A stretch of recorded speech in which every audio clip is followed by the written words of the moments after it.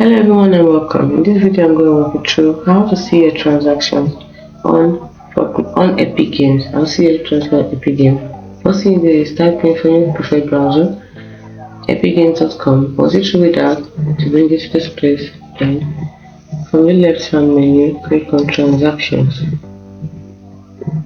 So open up this page where on the right side where you can see your purchases. You can view this is purchases.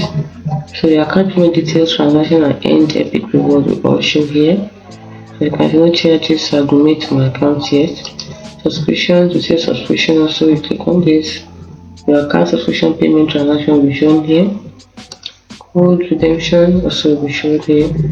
People card redemption will be shown here.